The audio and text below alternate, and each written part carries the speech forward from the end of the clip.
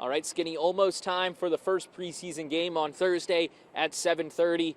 We're going to see the starters. It's been talked about all offseason, getting off to a faster start. Today it became official, as Zac Taylor told us. They'll be playing for several series on Thursday night. Yeah, I knew he wasn't going to give us like an official snap count for these guys, but the several took me aback a little bit because I thought, what if the offense goes out and Joe Burrow and the group put together a nice 10-play, 70-yard drive? They have some good runs, a few effective passes, convert a third down. He looks sharp. He gets out of it healthy. And you go, that's good. I saw what I wanted to see. He said several series. Now, that could change. I mean, if things go haywire on the offensive line, right, and Joe Burrow's getting pressure on every drop-back snap, I don't think you're going to run the risk of him going back out there. So he's probably going to regret saying several series. I know he doesn't probably have a snap count in mind, but it's not going to be for a full half. He even mentioned that he wants to do more in the Washington game, and that might be a full half. But I do think it's fluid depending on, is Joe getting live bodies around him constantly? Now, he's talked about wanting to get hit. I know that sounds odd. People probably don't want to hear that. They're not going to want to see it. But I think Joe really, he explained it well when we last talked to him, a couple of weeks ago, of why he wants to play in the preseason. Not just getting the feel of football, but getting the timing of the rush coming at him. Because in practices, the rush can come at him. You can feel like, I got to get rid of the football, but you also know, I'm not going to get hit here. They're not allowed to touch me. We saw that a couple times today in practice as well, where he just kind of goes there and just kind of flops the ball over the top because he knows he can't really get sacked on this play, doesn't have to elude them. And maybe the slow starts, he's even talked about his slow starts maybe being he's too conservative. Maybe why is he too conservative? Because he doesn't have the complete timing of, okay, I can sit here for another millisecond, wait for that window to open, force it in that window and go, as opposed to, we saw it a lot last year. Maybe it was risk related. There's a lot of mitigating factors for the slow starts, a lot with Joe Burrow's health, obviously. But maybe last year was the dink and dunk because of the risk, because they didn't know if Jamar Chase was going to play until about 90 minutes before kickoff, all those things. But he's even talked about, I need to let this thing rip. And maybe if he gets the feel for that in preseason of, okay, I can trust this guy to hold his block for another millisecond. I can let that window open. I can let that route develop more. I think that is important. And I think that's the thing that isn't just him playing, him understanding what it means to play, to face some things live. Before we get into the guys that won't be playing, I wanted to ask you, preseason, it's a lot of time to watch, the lower on the roster players. Is there anyone that's on your radar for Thursday night? Yeah, I got a couple of guys, and one of them's a wide receiver, Mitchell Tinsley. He wears number 82. He's out of Penn State. He went to Western Kentucky before that. He's played in the league. He was with Washington for a couple of games, cup of coffee, basically. So he has some NFL experience. He's looked great in camp. And Joe Burrow brought his name up in Joe Burrow's most recent press conference. And listen, man, when Joe Burrow brings your name up, that means something. That means you've caught his eye. I mean, I can remember when Tanner Hudson first started playing, and he brought up how reliable Tanner is. Well, kind of spoke truth to power, because then Tanner started getting some more reps. And so if you develop the trust of Joe Burrow, you've done something. Now, Mitchell's probably in that third-tier group of wide receivers. He's not on the depth chart.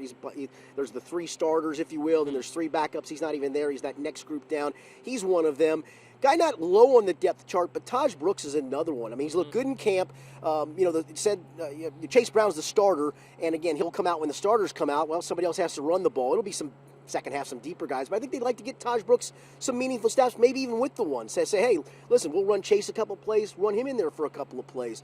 In the secondary, because there are three corners down that we'll get to, they're not overly thin because it's camp. You got a bunch of guys, but suddenly you got guys like Nate Brooks, who's going to be in there as a backup role. You're going to get Braylon Lux, who's really impressed. I've heard a lot of guys talk about Braylon Lux. He wears number 21. If you come to camp, you've seen him. If you haven't, if you see him in the game on Thursday night, he wears 21 like Mike Hilton. He's built almost exactly like Mike Hilton, for goodness sake. Now, he doesn't play slot primarily. He plays an outside corner spot, but he's pretty versatile. He's an undrafted rookie free agent signing out of Texas Tech, where Taj Brooks plays. He's impressed. I mean, probably an odd man out at the moment, but again, if he continues to climb and ascend and injuries occur around him, you got a chance to push for it with some extended playing time on Thursday night. So those are some guys. I know he's not deep on the depth chart, but I'm looking forward to seeing what Shamar Stewart looks like when it's for real, right? I mean, we've seen him dominate the twos at times.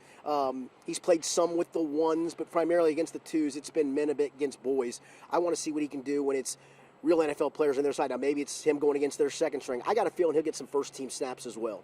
You wonder how far Philadelphia will go in playing their guys. And that's right. That's a Super Bowl winning team. If he can make plays against them, that's a good sign for the future that you have in that position. Want to get now, Skinny, you talked about, especially the DBs, 3 of them not going. Want to give us the full recap on who we're not going to see on Thursday night? Yeah, Dax Hill was coming off the knee. I don't think anybody ever thought he was going to play. We've seen him in some 11-on-11s. They've kind of ramped him up. He did not practice the other day. I think that was the Friday. I think that was more of a maintenance day of, hey, we've gone for a while. Let's give you a break. Then we'll get you back into it. So he won't go. Cam Taylor-Britt's been dealing with some leg issues off and on in camp. We've seen him in, 2 or 3 different practices where during the practice itself, he's getting stretched on the side. He's gone back in a couple of times. He hasn't gone back in a couple of other times. I think this is, again, more precautionary, but he's been dealing with some stuff. And then Marco Wilson, who suffered an injury probably a little over a week ago, we haven't seen him practice in a while. I mean, Marco, I think, has a legit chance to make the squad. I mean, the initial 53 roster projection I had him as my 6th cornerback. So, again, hard to make the team when you're not on the field, unfortunately. So he won't go. Up front defensively, we obviously know Trey Hendrickson's not going to go. He's holding in. He'll be on the sideline with a baseball cap on, or maybe not. Maybe he'll still be here in Cincinnati with a baseball cap on. And B.J. Hill, who's been practicing doing position drill stuff, but he's not done any team stuff. He hurt his foot, ankle, whatever it is. We saw him in a walking boot during OTAs and minicamp. So kind of the residuals of that he's dealing with. And then on the offensive side, Mike Gesicki, who tweaked his hamstring on Saturday, didn't practice Sunday, did not practice today.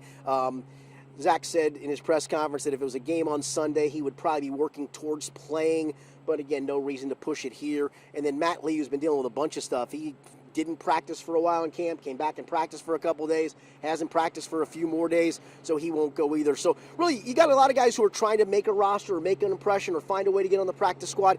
All those guys have a chance to play. I think that's going to be cool. All right, 7:30 on Thursday, kickoff from Philadelphia as the Bengals start off their 2025 preseason.